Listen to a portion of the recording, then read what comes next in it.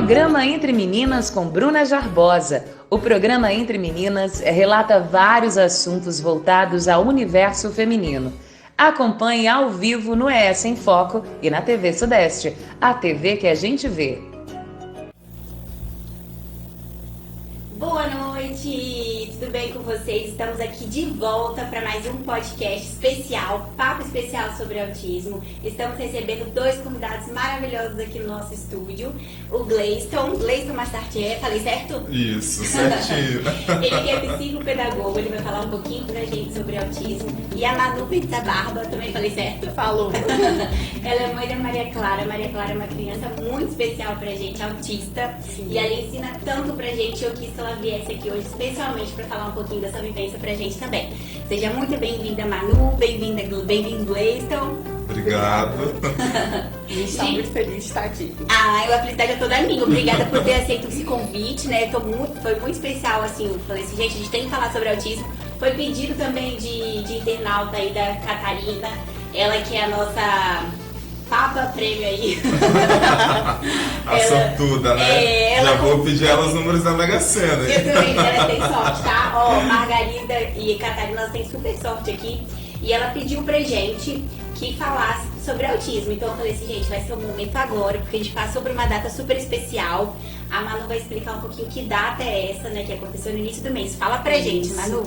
Foi dia 2, gente, é da conscientização do autismo. Pra gente, vocês já, com certeza já viram o vídeo da Maria, né? E realmente é uma data muito importante pra todos nós. A gente realizou até a nossa primeira caminhada aqui em Guarapari.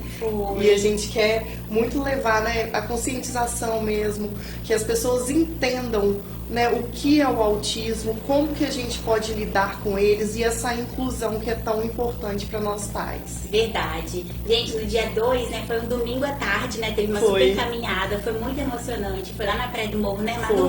Foi maravilhoso. Como que foi? Foi você que organizou? Foi um clube de mães? Como que funcionou? A Manu Vassolé, né, do Cielo Áspide, do Gustavo, a mãe dele, e a gente juntou essa ideia e falou, vamos, Manu? Ela falou, vamos, aí deu tudo certo, foi muito emocionante, eu chorei muito, porque eu não imaginava que ia dar tanta gente.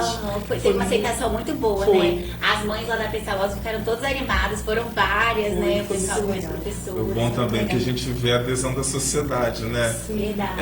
A gente luta tanto para trazer visibilidade, para informar, para poder ensinar também as pessoas a como agir, a como, quando se deparar de frente com um autista, qual a melhor maneira de abordagem, prestar ajuda para uma mãe que às vezes precisa, né?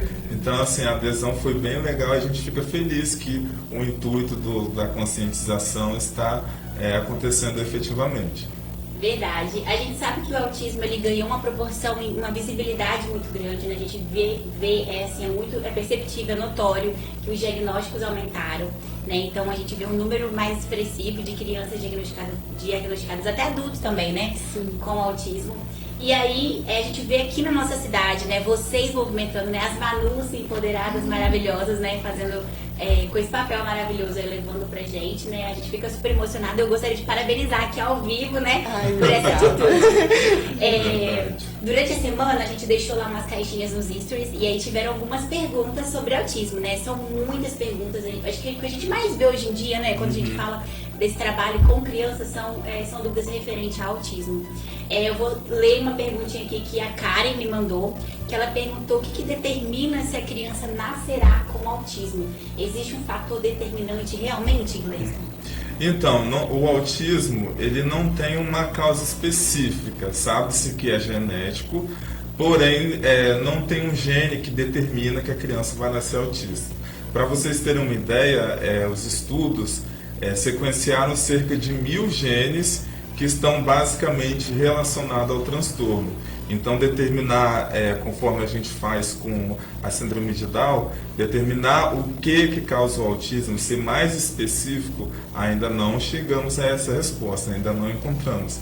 Mas já tem aí pesquisadores aí fenomenais, inclusive tem um brasileiro que é o Alisson Muotri, que está nos Estados Unidos, mais específico na Califórnia, que ele é o pioneiro nessas pesquisas na área, principalmente na área de sequenciamento, para tentar descobrir qual é a causa específica.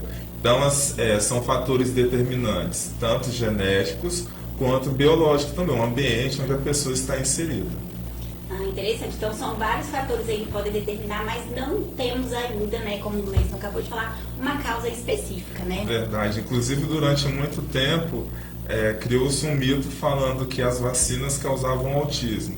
Só que não é isso. Já foi provado cientificamente que as vacinas não estão relacionadas ao autismo, não estão correlacionadas à causa do autismo. Inclusive, temos várias campanhas aí incentivando que as pessoas vacinem as crianças. E a gente passou por um período muito delicado em relação a isso, né? Porque, infelizmente, os mitos, né, que correm aí na boca do povo são muito prejudiciais e refletem de uma forma muito grande. Por exemplo, a questão do sarampo, né? Tinham mães que estavam deixando de dar vacinas às crianças do sarampo, e aí reapareceu, né, recidiva de caso de sarampo, que já estava reincidente. Que já não tinha muito tempo e aí apareceram por causa disso, né? Outra coisa, mito também que eu já ouvi dizer, né? O Gleison daqui, ele vai falar, vou falar minhas curiosidades aqui. A questão de dieta, né? Dieta celíaca, por exemplo, né? Diziam que a gestante se alimentando, que fizesse a dieta celíaca podia dar autismo, então isso é um mito também, né? Até mesmo a criança propriamente dito, falava-se que se a criança se alimentasse do glúten, que ela viria desenvolver o autismo. Olha só a que ponto, né, chega uma inverdade. Então, já foi comprovado cientificamente que não tem nada a ver, não está relacionado, né? Salvo os casos, as crianças que têm intolerância à lactose, a glúten, aí vai prejudicar não só o autista, vai prejudicar todo mundo. Até nós adultos, se tivermos intolerância e consumimos um produto à base de glúten, lactose, a gente vai passar mal. Exatamente. Mas não é causa de autismo, né? Então isso é um mito. Então a gente sabe que o autismo ele não tem causa específica, né? Exatamente. Uma outra pergunta que eu recebi foi da Mari Santana, que ela falou por que transtornos comportamentais, né? A gente sabe que não é só comportamental, né? Sim, não é só comportamental, mas está basicamente relacionado ao comportamento. Inclusive, os sinais de alerta, né, para os pais ficarem atentos aí, é a questão da interação social. Às vezes a criança ela gosta de brincar sozinha, tem um grupinho de crianças ao lado, aí ela vai, se isola, fica brincando sozinho com seu carrinho, com sua boneca, não tem dificuldade de iniciar uma conversa, reciprocidade social que nós falamos. Então, assim, é um transtorno que está basicamente relacionado a questões comportamentais, até as intervenções também são voltadas para modelagem de comportamento. Então, por isso que está, respondendo a pergunta aí, está relacionado ao comportamento.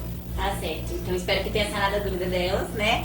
Vamos falar mais um pouquinho. Agora eu falo um pouquinho com a Manu, gente. Vamos saber um pouquinho como que foi, Manu, esse seu primeiro contato, né?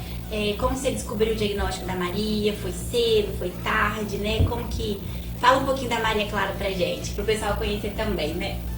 Gente, Maria tem 5 aninhos. Desde muito novinha, eu já sentia que realmente tinha algo de diferente na Maria. Desde o início, no período, né, que a gente ganha o bebê, a gente tem aquela troca de olhares, né, aquele afeto de mãe e filho. Desde aí eu já sentia que realmente tinha algo de diferente na Maria. Ela não aceitou de jeito nenhum peito. Foi uma parte assim, muito difícil pra mim, que a gente, que é mãe, a gente sonha sempre, né, de ter aquele momento mãe e filho. Então eu sofri muito, desenvolvi até depressão pós-parto.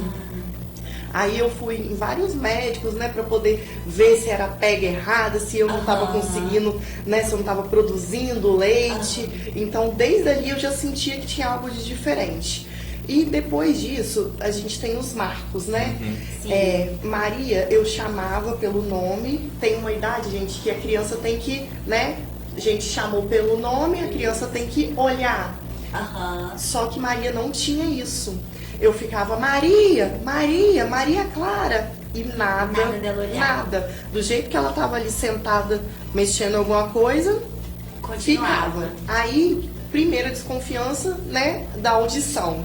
Que é os primeiros, né? A gente vai sempre pela eliminatória, né? Vai na amamentação, não quer pegar o peito, será que é a prega, será que é, né, alguma coisa que tá ali, naquela queixa principal, né? Exatamente. Depois da audição. Aí foi da audição. Aí depois disso, O engatinhar da Maria foi normal, foi certinho.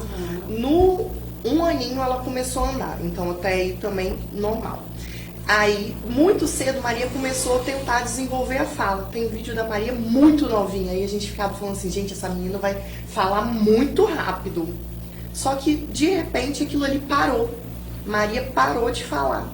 E aquilo foi, assim, um motivo de muita frustração pra mim. Nossa. Que a gente fica, gente, e agora? O que é isso? Aí o andar. Maria começou a andar na pontinha dos pés, que também é um fator que a gente, né, já... É um sinal também, né? É importante a gente lembrar para as mães, né, que não existe, né, Gleison, né, que tá aqui, pode me corrigir, não existe um sinal isolado, é um conjunto de sinais, né? Então, se o seu bebê só anda na pé, o restante... Tem que passar por um profissional, claro, né? Mas não é ideal que, né, que ela por si só já vá nesse diagnóstico aí, né? Sim. Tem que ter um olhar mais clínico. E é muito importante porque, às vezes, isso daí que você tá falando, que às vezes algumas mães não pensam que o que o filho tem, é muito levado, porque não sei o que. Mas aí, eu já tive muitos casos no meu Instagram, das mães vendo as coisas da Maria, que aí elas se alertaram, falaram, opa, sinal de alerta, vou no neuro pra poder, e alguns realmente foram fechados diagnósticos. Nossa, que legal, você serviu de ponte, né? Levou informação ali. Muitas mães, a gente Muito recebe, graças a Deus, todo dia, a gente recebe muitas mensagens, então a gente pode ajudar um pouquinho, né? Porque a gente vai adquirindo uma experiência ali. E as mães, a troca das mães é muito bonito, Manu, porque vocês falam a mesma linguagem. Às vezes vai num profissional que fala palavras que a mãe ali não soube nem entender, ou então sai dali até com mais dúvidas, né? E vocês que vão sanar ali. E isso também eu senti muito. Que aí o que aconteceu? Eu pus Maria Clara na escola para eu poder analisar Maria com as outras crianças. Que ela já era muito elétrica. Maria é hiperativa também, é TDAH. Então eu já sabia disso, a gente já tinha certeza. Aí eu falei, vou colocar ela na escolinha para eu poder conseguir comparar, porque eu não tinha outras crianças para eu poder comparar. Aí ali eu ia pra escola, ficava na janelinha observando. Então as criancinhas sentavam na rodinha. Maria nunca conseguiu ficar sentadinha. Ela ia, se escondia debaixo da mesa. Tudo ela ficava. Aí eu fiquei, gente, comecei a pesquisar, né? Na faculdade eu fiz farmácia, mas eu ajudei o professor de psicologia bastante tempo. Então eu tive um pouquinho de contato com algumas, né? Aí eu fiquei, Bruno, com meu marido, ela é autista. Aí todo mundo, ninguém queria, né? Porque no início realmente é muito difícil. É muito difícil. Aí eu falei, vou marcar um neurologista. E eu comecei. Isso ela já tinha quantos aninhos? 1 aninho e 2 meses. Bem novinha já, Muito. né? Que bom. Mas aí foi um olhar seu também, Foi. né? E é muito difícil realmente, quando muito novinha, assim, né? Que são sinais muito leves, então você tem que estar muito ali, prestando muita atenção, né? É verdade. Aí, desde então, aí eu já comecei com fono. Sem o diagnóstico fechado, eu já comecei com a fono. Então, a gente não precisa, né? Ocorreu o atraso de fala, a gente já pode recorrer a uma fono. Você não precisa de ter um diagnóstico fechado para começar. Legal. Né? Isso é importante isso tudo que você está colocando, porque aí a gente vai bater na questão que a Bruna também falou da importância da equipe multi. Porque assim, são várias pessoas através de uma avaliação com psicólogo, com psicopedagogo, com fono. Então assim, são várias pessoas para reforçar a questão do diagnóstico. É por isso que a gente fala, se apresenta um sintoma isolado, não vai ser caracterizado como autismo. Meu filho não faz contato visual, ele é autista? Não. Às vezes ele tem um problema de deficiência visual. Então, inclusive, os exames também são feitos aí para descartar essas hipóteses. Aí, o que eu fiz, né? Vi isso. Aí fui na Pestalozzi, que é uma instituição que eu tenho muito orgulho, gente. Todas as vezes eu levanto muito a bandeira da Pestalozzi, porque realmente, assim, pra mim foi um divisor de águas. Aí comecei em casa com fono e fui pra Pestalozzi e agendei um neuropediatra. O primeiro neuropediatra, Maria era muito novinha, ele falou que ela não tinha autismo. Mas eu continuei, sabe? Eu falei, gente, não é possível. Eu tenho certeza, eu já tava com aquilo ali. Aí agendei com outro neuro, o Dr. Thiago Guzmão, que é referência nacional, né? Exatamente. fui e agendei com ele. Fiquei alguns longos meses na fila de espera. A agenda dele é lotada. Aí, mas ele foi, me pediu, eu esqueci o nome, é um acompanhamento com uma psicóloga que você vai 10 vezes, tem um nome. Avaliação neuropsicológica? Eu acho que é isso. Aí a gente foi, ele pediu isso, eu fui 10 vezes, 10 dias seguidos. Porque o que acontece? Quando a criança é muito pequena, você chega ali, às vezes, né, a consulta é muito rápida.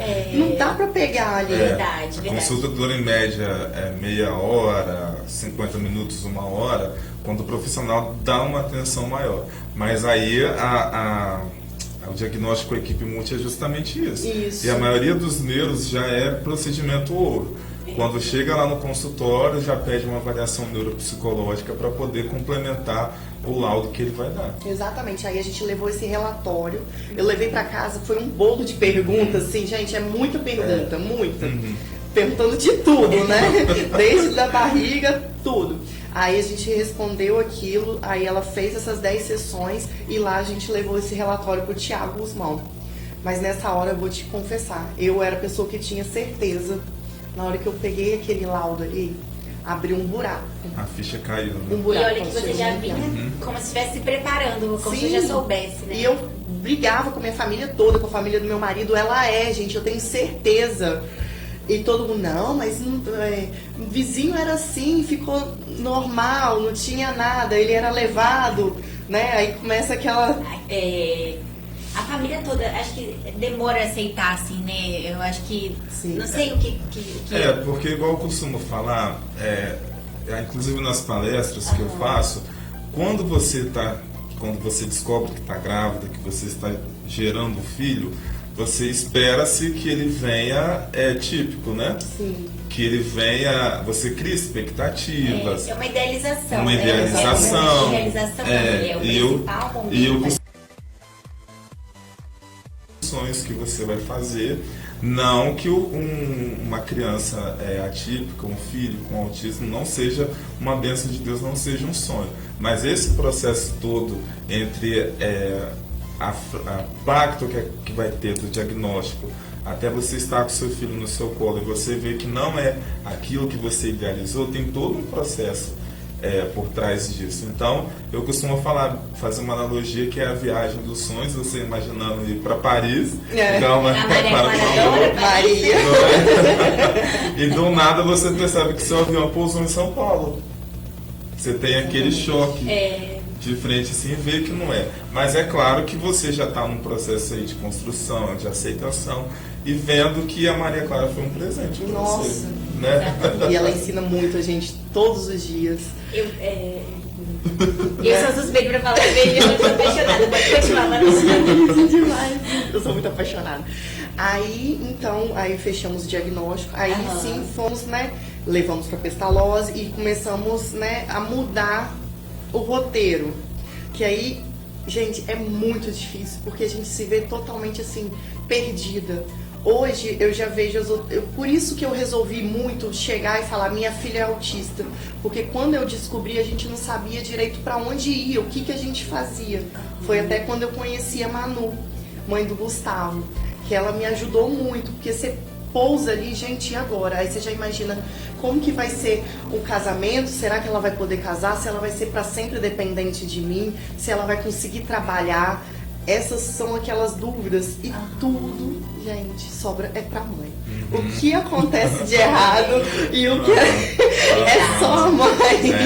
É verdade. Eu sou suspeito para falar que alguns amigos ficam me taxando de você é defensor das mulheres e tal. Não, gente, eu trabalho com a realidade e eu sei como que funciona. Também. E a maioria dos pais, quando se deparam com o diagnóstico, a primeira coisa a fazer é abandonar o lar. Infelizmente, essa é uma realidade. Então, a mãe tem que seguir com aquela carreira solo. E tem estudos que comprovam que o estresse da mãe de autismo, da mãe da pessoa deficiente, pode ser comparado com soldados de guerra. Então, olha o nível de estresse que essa pessoa chega.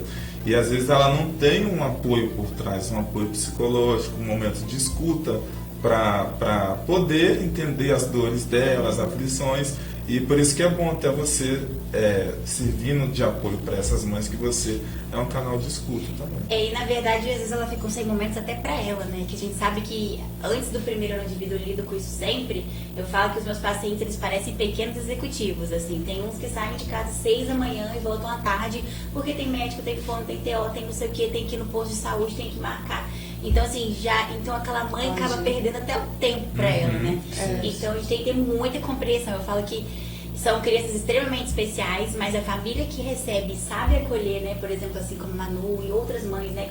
Que eu gostaria de parabenizar, são muito especiais. Então, assim, eu acho que são exemplares mesmo. E não são todas que conseguem levar isso com e realmente a gente para a vida, né? Por exemplo, eu fiquei esses 5 anos da Maria, eu parei com a minha profissão mesmo para poder realmente me dedicar a ela. Aí agora eu tô começando a voltar, que agora, graças a Deus, gente, ela já consegue comunicar muito bem, né? Já desenvolveu muito.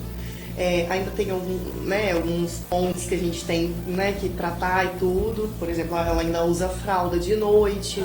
Então, assim, são algumas coisas que a gente ainda vai tratando todos os dias, né? Mas ela já evoluiu muito. Então aí eu falei, gente, agora que ela já consegue pedir comida, já consegue ir no banheiro, então são as coisas mais, né, importantes, eu vou começar a voltar a estudar. Exatamente, certíssima. Né? E agora você faz pós-graduação em estética, né? Uma excelente profissional. Aí no seu Instagram, no seu Instagram, como é que tá lá? @Manu Metsa Barba, com 2 E's, isso, né?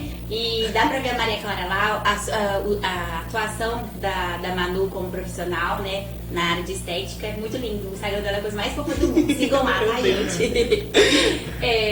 A gente tava falando assim também, né? Das questões de condições da mãe. E um ponto importante também a ser questionado são as condições de tratamento, né? Principalmente assim na nossa cidade. A gente sabe que não é um grande centro, né? Infelizmente. Eu conheço a Pestalozzi, né? Que oferece o serviço, né? Mas tem algumas condições também para estar lá, né? Existem crianças que precisam ser reguladas e tudo mais.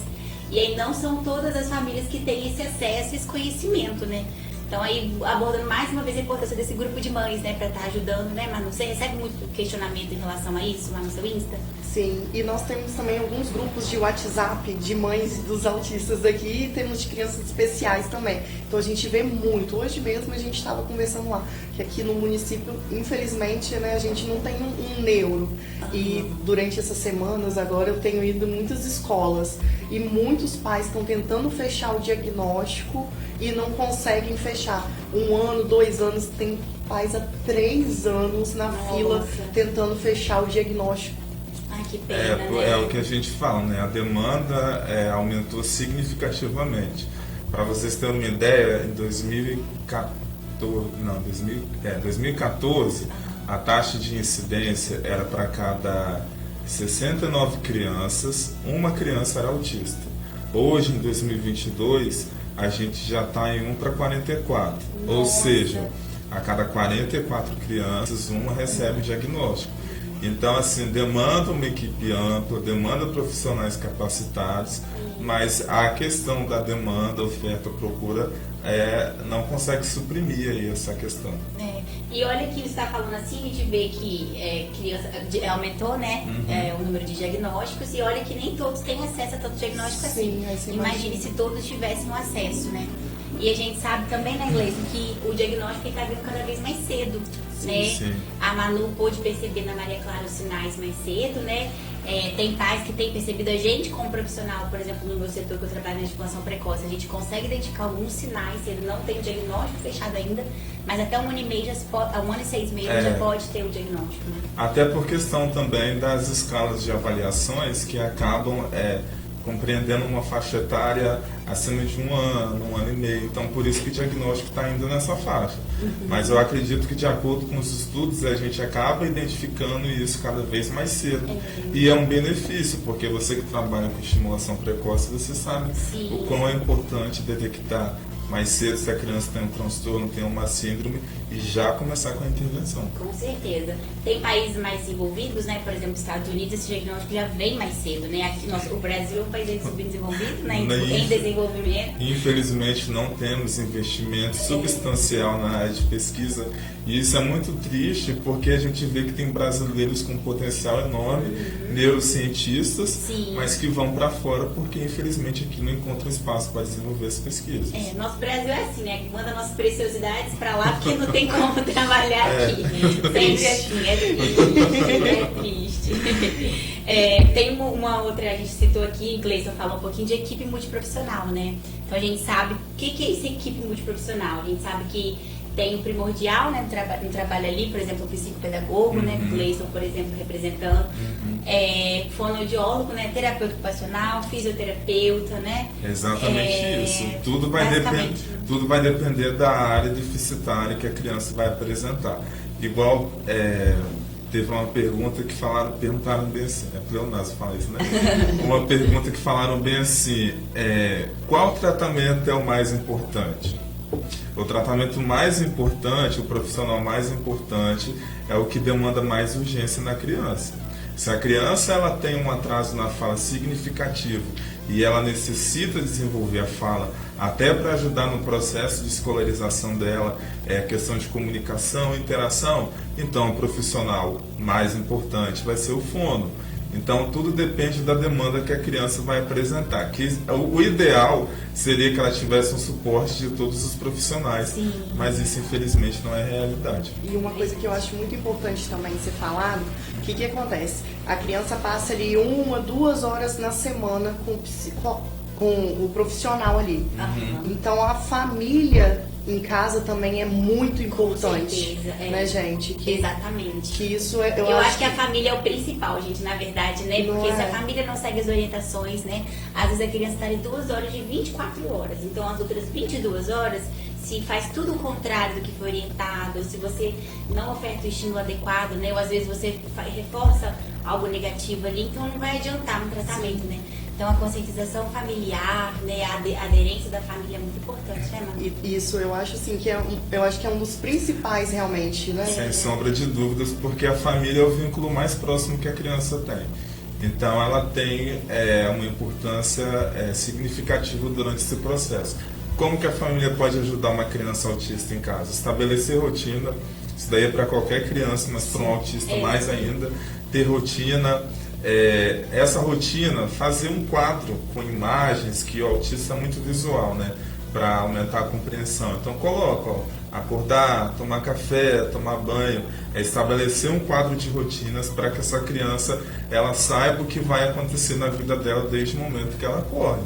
Então assim, a família ela pode oferecer meios para que essa criança se desenvolva e tenha uma autonomia aí, digamos assim, perfeita. Interessante. E esse norte que o profissional dá, por exemplo, ele acabou de dar uma dica super importante, muito, né? O autista tem essa questão visual, então, às vezes você fala, a criança não compreende, você tá falando, não vai. Então, ela precisa de algum reforço, um olhar ali. Então, seguir a orientação de profissional, por exemplo. É interessante essa questão às vezes, nós não somos chatos, tá?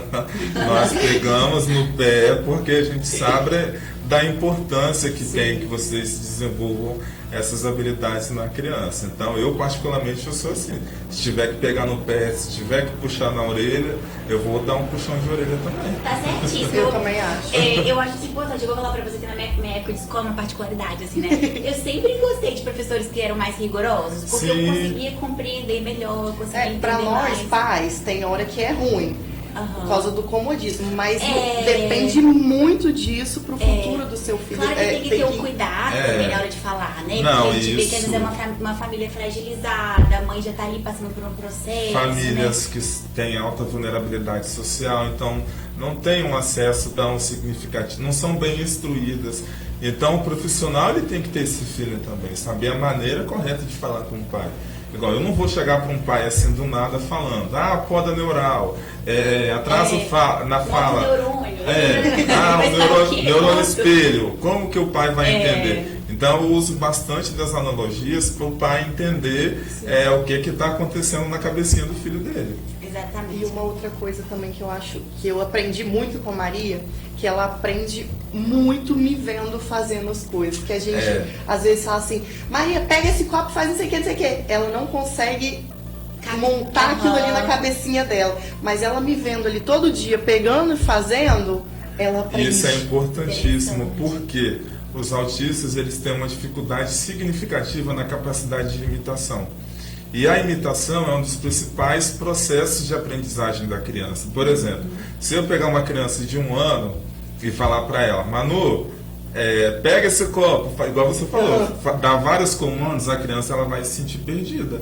Agora, se eu pego o copo, se ela vê que eu estou bebendo água, se ela vê que eu estou pegando a roupa e estou vestindo, ela está acompanhando esse processo e tem bem desenvolvido essa habilidade de imitação. Então, assim, é uma via de aprendizagem importante que a criança vai adquirir conhecimento a partir daquilo.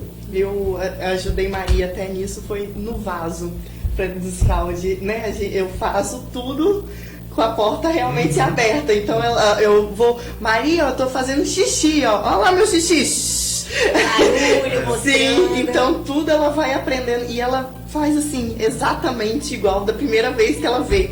Então a gente tem que tomar muito cuidado com isso também, porque eles aprendeu ali uma vez. E aí virou. Ao mesmo tempo que é bom, é ruim também, porque autista é muito ao pé da letra. Vai ser aquilo, regradinho. Então os pais têm que estar atentos também para chamar atenção na hora certa. É interessante a forma de falar também, por exemplo, né? Você fala para ele assim, eu tô morrendo de fome, ele vai achar que você realmente está morrendo. Então, assim, estou com fome, tá bom, já é suficiente falar dessa forma, né? Então eles entendem. Na última palestra que eu fui, eu até falei que a gente estava na farmácia aqui perto, aí tava chovendo, aí o menino falou assim, nossa, tá chovendo canivete lá fora. Ai, meu Deus, coitada da Maria, pra quê que ele falou aqui? Ela não queria sair com medo de cair o canivete na Tá errada, não tá. Ela não está errada, tá vendo a importância, né?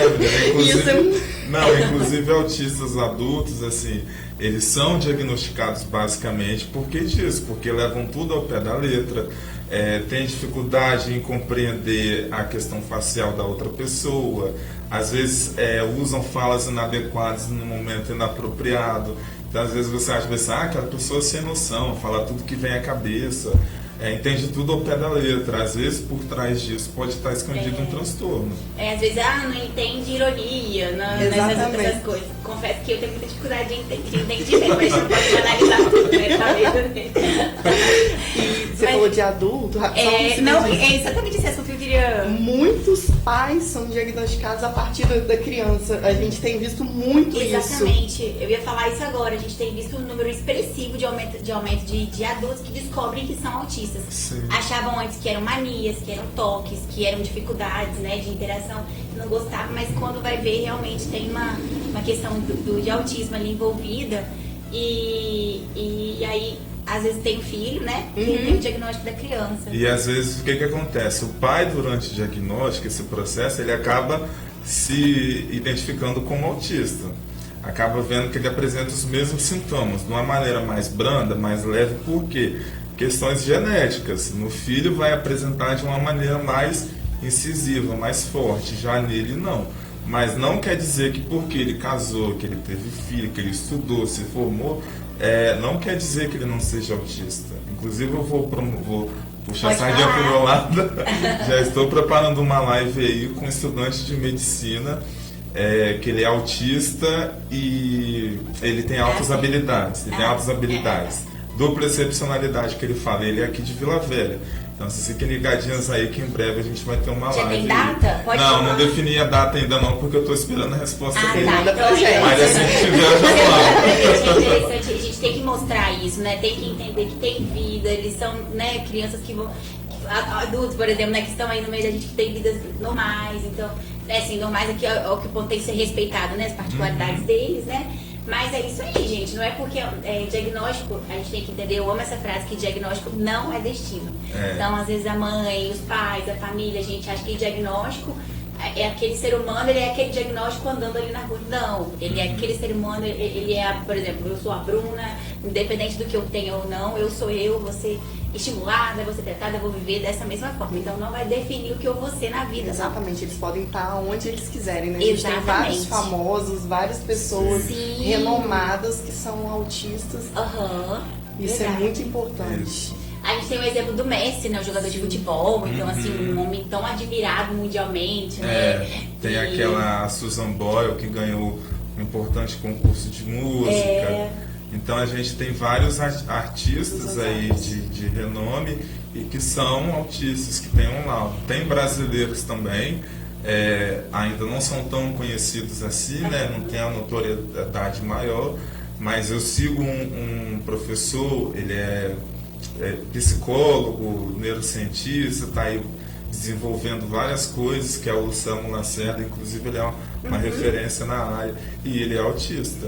Então, assim, o diagnóstico, como a Bruna falou, ele não vai definir o destino da pessoa. Alguns vão demandar intervenções maiores, outros não, mas eles podem chegar onde quiserem. Exatamente. E acaba sendo até, por exemplo, o hiperfoco, né? É muito, por exemplo, Maria tem os hiperfocos dela. Isso, se ela levar para a profissão dela, ela vai ser a melhor profissional. Melhor ali, exatamente. Né? Ela vai ter um interesse maior para estudar sobre aquilo, igual tem autistas que têm um interesse maior por tocar violão, por cantar, então vai virar um cantor de sucesso. Isso daí a gente sabe, quanto mais a pessoa estuda sobre aquilo, mais o aprendizado dela vai ser maior. É interessante eles falarem de hiperfoco, cada um, né, tem em alguma coisa, e vale a gente lembrar que todo autista é igual? Não. Todo autista é diferente, não é receita de bolo, né? Não é porque a Maria ela é assim, né? Porque o Messi é assim, não porque o estudante de medicina que vai participar da live do Gleison é assim, que todos vão ser. Cada um tem a sua particularidade, né? Os seus sinais, seus hiperfocos, né? E então é importante a gente saber disso também, não existe regra de bolo, né? E aí a gente foi de encontro a um questionamento que uma seguidora me mandou. Meu filho é autista, tem 4 anos e ainda não fala. Ele vai falar algum dia? E isso é assim, uma angústia que muitas mães me procuram para... será que meu filho vai vir a falar? Vai ter uma fala funcional? Como será que vai ser isso? Então, como a Bruna falou, não tem uma receita de bolo. Não dá para eu dizer para uma mãe que chegou para mim agora, falar, não, seu filho, ele tem 4 anos, com 5 anos ele vai falar, isso daí é garantia. Não, infelizmente a gente não tem esse poder ainda. O que a gente tem que deixar claro para os pais é que cada criança tem o seu tempo de resposta para a intervenção e que quanto mais estimulada ela for, ela tem mais chance de desenvolver essa habilidade. Interessante. Gente, deixa eu lembrar aqui pro pessoal da live, tanto da live quanto do Facebook, que você comentando aí, eu quero, a gente vai ter sorteio da Pono Acessórios. A Pono Acessórios deu 2 brindes pra gente poder sortear aí pra vocês. Então, Rodrigo, você anota aí pra gente, Fabinho também, que quem comentar eu quero vai ter sorteio da Pono Acessórios. Eu quase esqueci, mas eu E não quem sei. falar aqui agora, eu quero. Já vou entrar aqui. Já vou entrar Eu pra quero. falar, eu quero. Eu confesso que eu ganhei um acessório, vou postar depois lá no Instagram pra vocês, tá? Uma lojinha muito linda, ela veio aqui, a Glei, e ela é maravilhosa, tá? Ela é enfermeira, abriu a lojinha, super empreendedora aí, e a gente tá divulgando. É linda, segue lá no Instagram, Pono Acessórios. Já vou seguir, gente. Outra coisa que foi questionado, né, Glei, foi questão, existe remédio para autismo? Então, pessoal, apesar das pesquisas estarem avançadas, ainda não tem um remédio para o autismo, um remédio específico.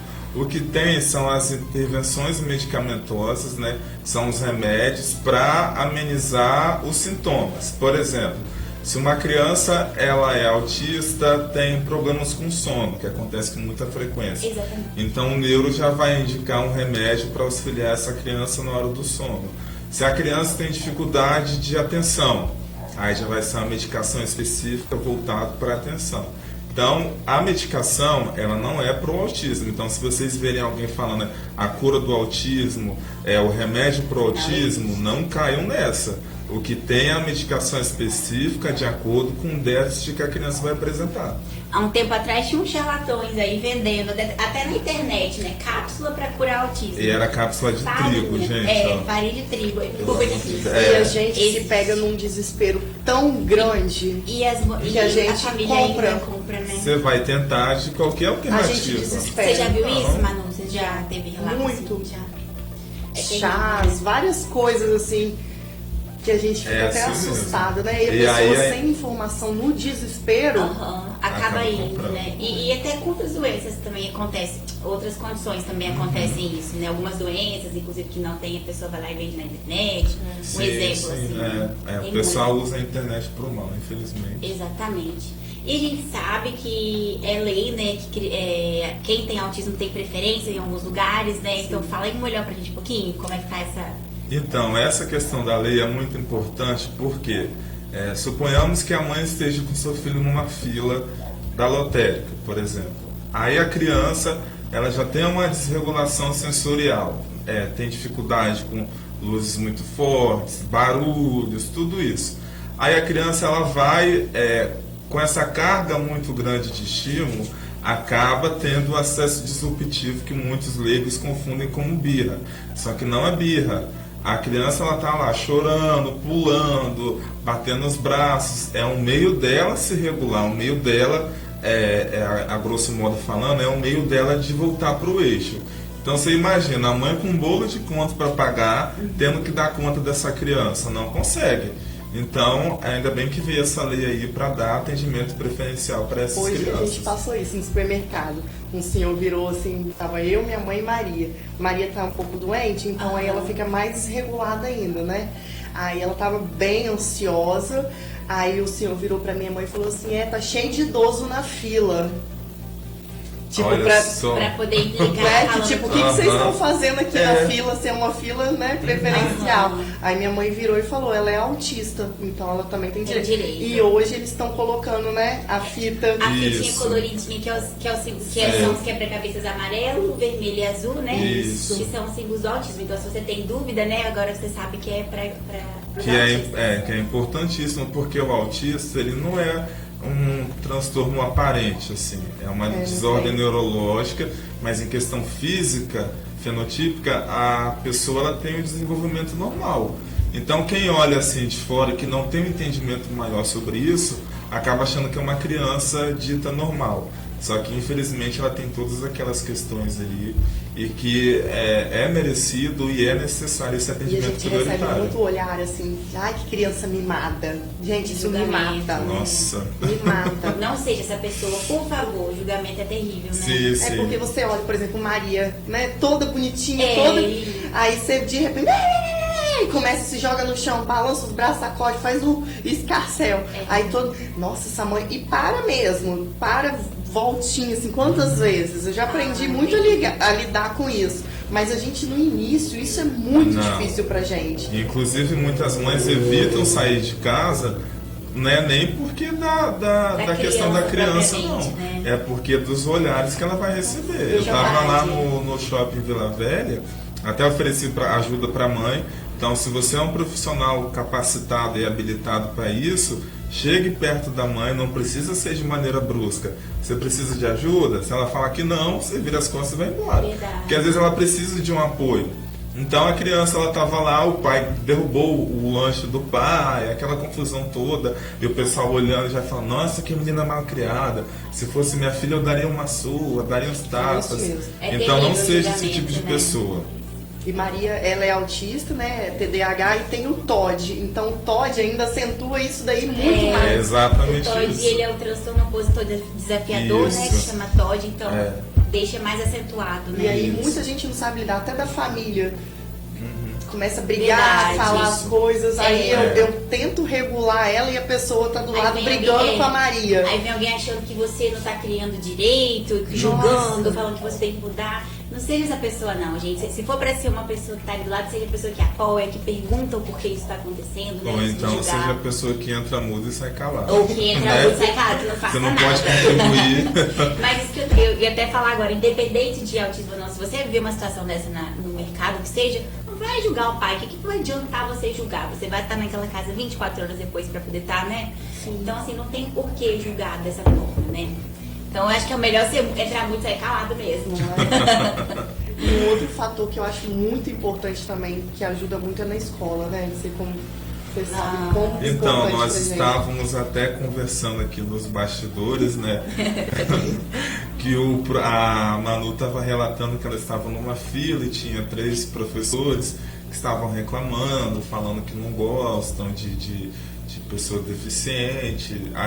Às vezes não é nem não gostar da pessoa deficiente, é não gostar do contexto que está acontecendo. Infelizmente, a inclusão ela não acontece da maneira ideal como nós esperaríamos que fosse. Então, profissional cansado, às vezes solitário, com falta de profissional de apoio, que é o cuidador, um número muito maior do tem que que dar deveria, conta né? de 20, 25 crianças, mais 4 crianças especiais, lidar com as demandas pessoais também. Então, esse profissional acaba se vendo sem apoio e sem saber como lidar com isso. Não é nem a questão de não gostar da pessoa com deficiência, mas sim não gostar da situação, do contexto que aquilo está acontecendo. Verdade. A gente tem que olhar para todos os lados, né? Pode falar. Pergunta. Pergunta para o professor e para a mãe. Foi debatido recentemente pelo ministro da Educação a possibilidade de pegar as crianças autistas especiais, colocarem em uma escola específica e retirar. O que vocês acham sobre isso? A Manu quer começar a falar? A Manu vai dar a opinião de mãe. Gente, olha, é muito difícil isso, na verdade, né? Porque a gente pensa pelo lado da inclusão, né? Que nosso filho precisa, sim, estar no meio, né? Eu tenho muita dificuldade, sabe, de ter uma opinião totalmente formada, que eu penso muito pelos dois lados. Eu tento, né, pensar pelo lado deles e pelo meu lado. Pelo lado como mãe, eu preciso que minha filha, sim, esteja no meio, né, numa escola normal, com outras crianças, para ela desenvolver isso. Mas, ao mesmo tempo, eu também penso que, talvez, se for numa escola, né, que entenda totalmente a minha filha. Quando Maria era mais novinha, ela amava ir para Pestalozzi. Ela odiava ir para a escola regular. Por que isso acontecia? Porque na Pestalozzi ela entendia e todo mundo entendia ela ali, como que ela funciona. E na escola, né, regular, ela enfrentava todas as dificuldades dela. Ali, né? Então, assim, para ela era muito mais cômodo. Ela via o uniforme da escola, ela chorava. Ela chegava na escola, batia a cabeça. Era uma coisa assim, todo dia ela tinha que tomar banho dentro da escola. Porque era uma cena que eu ficava do lado de fora da escola chorando. Todos os dias. Tinha dia que eu não conseguia colocar um uniforme nela. Eu ia com a minha filha de calcinha para a porta da escola. Outras mães me ajudavam a colocar o uniforme nela para ela entrar na escola. Então, assim, sabe, é muito delicado isso. Na minha opinião, foi uma fala extremamente infeliz, porque quando você tem uma pessoa à frente do Ministério, foi o Ministro da Educação que falou isso, né? Foi mesmo. Quando você tem uma pessoa à frente do Ministério, então espera-se que ela tenha um preparo técnico para poder ocupar o cargo e que ela tenha uma equipe que condiza também com o seu preparo. Infelizmente não é o que a gente vê. Infelizmente não é o que a gente vê. Então você falar que você vai pegar essas crianças e que vai jogá-las em uma escola especial, isso daí é um retrocesso. A inclusão está aí a passos de tartaruga, mas está acontecendo. Então, retroceder é a última coisa que a gente precisa. Então, a fala mais adequada seria: por que não ouvir esses profissionais da educação especial que estão nesse processo de inclusão, ouvir essa demanda e procurar maneiras mais eficientes e eficazes de lidar com isso. Mas eu costumo falar que é muito fácil jogar dificuldade debaixo do tapete e fechar os olhos, né? Então, por isso que ele teve essa fala infeliz. É a participação aqui da Roberta Corrêa. Ela disse que é mais difícil lidar com as pessoas do que com o próprio autismo. Sim. Exatamente. É isso mesmo. Essa situação que a gente falou de mercado, por exemplo, agora, né? Então é super exemplo isso. Achei sua fala sobre assunto muito importante em relação a ser um retrocesso, acho que essa é a palavra. Um retrocesso mesmo. Eu acho que ele deveria pensar, unir aí com o Ministério da Saúde, criar mais centros de por exemplo, como a Pestalozzi, para crianças terem mais vagas. Um contraturno, né? Que vai ajudar a nivelar a criança. Então, um turno vai na escola regular, no outro ajuda ele a nivelar a criança com uma equipe multidisciplinar, porque a gente vê que eles não têm tanto acesso a isso. Então, acho que isso seria o ideal, né? A Pestalozzi, ela é referência estadual no tratamento, no processo diagnóstico, triagem, internação. Só que, infelizmente, nós temos um espaço muito adequado, uma infraestrutura maravilhosa, profissionais excelentes, mas nós temos que respeitar o número de vagas também. Exatamente. Eu não posso chegar lá e colocando o paciente, e sendo que eu não vou poder ofertar um atendimento adequado. Então a gente preza muito pela qualidade. Exatamente. E nós pais já passamos tantas dificuldades no nosso dia a dia, então a carga é tão pesada, a cobrança da família, a cobrança de tudo. Então isso tudo é muito difícil. Até nas escolas, a gente passa muito preconceito, passa muita raiva, a gente tem que estar sempre brigando pelos direitos. Aí um peso pra mim é uma coisa, agora para uma mãe que é uma mãe de autista, que passa por tudo aquilo, é completamente diferente. Às vezes você tá, mas ela tá brigando por causa disso.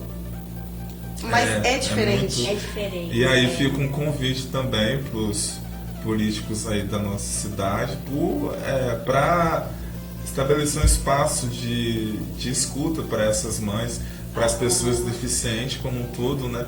É muito triste uma mãe ir a uma praça e o seu filho não poder brincar. Então, a gente sabe das dificuldades em questão de verba, mas destinar algo mais específico voltado para essas crianças. O ideal seria que tivesse praças adaptadas em todos os bairros, mas infelizmente isso não é possível. Então, eu vou deixar até uma ideia aí. Nem todos os bairros têm praça. Nem todos os bairros têm praça, mas por que não eleger um bairro de mais fácil acesso, o Calçadão da Praia que está aí, que é o acesso mais facilitado? Por que não colocar uma praça adaptada nesse lugar? Exatamente. Sábado eu fui no domingo dos Domingos Martins e tinha lá uma praça, aí tinha várias gravuras, eu até mandei para as meninas, falei, gente, olha só, Maria amou aquela pracinha, né? Aí é uma coisa tão... E é um valor irrisório. É um valor, exatamente. E pra nós pais, a gente, né, preza tanto. Aí eu tinha lá um brinquedo que era pra cadeirante. Eu fiquei assim, olhando pra aquilo ali. Minha filha não é cadeirante, mas eu fiquei ali me imaginando mãe de uma cadeirante podendo levar ali, seu filho pra poder brincar igual todas as outras crianças. Verdade. Isso é muito... A gente estava até falando aqui, né, que eu ia terminar ia concluir, mas a gente entrou no ao vivo. E aí a mãe desse paciente, né, eu tava falando, e ela no parque de diversão com ele assim, com necessidades especiais, e ela no minhocão com ele, levou no bate-bate, ele lá participando de tudo, né? Não tinha nada adaptado, ela conseguiu levá-lo, ele não estava da maneira mais apropriada, mas o fato dela estar ali querendo, né? Então você vê que a pessoa quer estar ali. Sim, então sim. falta recurso para ela poder também conseguir chegar até lá, Isso também né? é um direito do autista, né? A Maria, muitos lugares, quando ela já chega, já se apresenta como autista. Muitos shoppings, né? Teatros, cinemas, o autista tem direito, né? Acessibilidade. Cortesia na entrada, né? Isso acessibilidade mesmo. Então tem muitas mães que não sabem, né? Não. Então aí que tá a importância também, né? Hoje eu também falei até no grupo da vaga prioritária, que a gente também tem direito, né? Então, assim, é muito importante, que às vezes você precisa de ir num lugar, aí seu filho tá naquela agitação, porque ele tem, né, um problema com as luzes, problema com o som. Maria tem muito com o som. Então você vai na rua e tem carro de som, tem luz, tem um monte de gente encostando, aquela confusão toda. Então você poder estacionar num lugar, você vai rápido, seu filho sai, isso também é muito importante. Em questão de direito, tem direito a comprar carro com desconto, vaga prioritária, acesso a atendimento especializado, infraestrutura na escola regular com profissionais especializados. Então, os direitos para a criança autista são infinitos aí.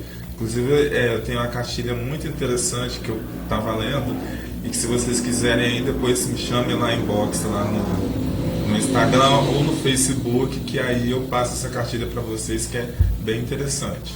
É do Ministério da Saúde? É, do Ministério da Então tem, Saúde. deve ter PDF no Google mesmo, se Sim, jogar a sim, cartilha do isso. autismo, então tem tudo de orientação lá Sim, também, sim. mas procura ele pra perguntar mais coisas, sai dele, muita coisa, pra falar pra vocês. A gente tá encerrando, o Rodrigo já chamou minha atenção ali, gente, foi tão rápido, né? Passa voando, eu falei. Pois é. Todo mundo chega aqui, eu tô nervoso, gente, relaxa, se virar meme tá tudo bem, vai passar rápido, vai dar tudo certo. Vamos fazer o sorteio? Então a gente tem 2 brindes da Pono Acessórios. Fala de qual número aí, Rodrigo? De 1 a quantos? De 1 a 36. 36? Então vamos, Manu, fala um pra gente, depois o Gleison fala um número. De 1 a 36. 2. 2. 2. Margarida, quer ver? Ai, meu Deus! Dani Santos. Dani Olha, Santos ganhou. felizarda aí. Felizarda, ganhou um brinde da Pono Acessórios. Pode entrar aqui, tô lembrando que tem que entrar em contato com a gente, tá? Então tem 7 dias pra estar vindo aqui no estúdio retirar. Então manda mensagem lá pra falar que você ganhou, pra gente poder combinar essa retirada. Parabéns pra sortudo aí. Mais o número de 1 a 36 menos o número 2. 1 a 36 menos número 2, número 30. Fernanda Moraes. Fernanda Olha, Moraes. será que é ela? A mãe da Belinha, eu acho que é a mãe da Belinha. Gente, não é marmelada se for o Fernando que a gente tá pensando, tá? É amigo de vocês? Ela é mãe da minha paciente linda. Eu fiz tá pedagogia com ela. vendo? É Eles uma combinaram assim, ó. Você comenta Ela é um professora. minuto, Pois é. um minuto. Aproveitar ela é excelente professora também. Nossa senhora, fantástico, sou apaixonado por ela. Parabéns, Fernanda. A gente combina essa retirada. Sortudo. Gente, eu quero agradecer a vocês por esse bate-papo incrível, de muito conhecimento pra mim. A gente nunca é demais, né? A gente sempre tá aprendendo. E espero que vocês tenham gostado, tenham acompanhado. Então, vamos falar aqui no Instagram? É @ManuMetzabarba. Isso. Né? Com 2 E's. E Gley_Massati. com 2 R's, Massar. Isso, Tá, eu isso aprendi mesmo. isso aí. Então segue lá, gente. Eles também vão estar marcadinhos lá no ES em Foco. Obrigada pela participação de vocês. Obrigada pela participação de vocês por terem aceito o convite. E obrigada por vocês acompanharem a gente. A gente vai estar aí juntinho para mais podcasts. Um beijo, boa semana para vocês. Que Deus abençoe. Muita saúde, felicidade, tudo de bom. Tchau, tchau.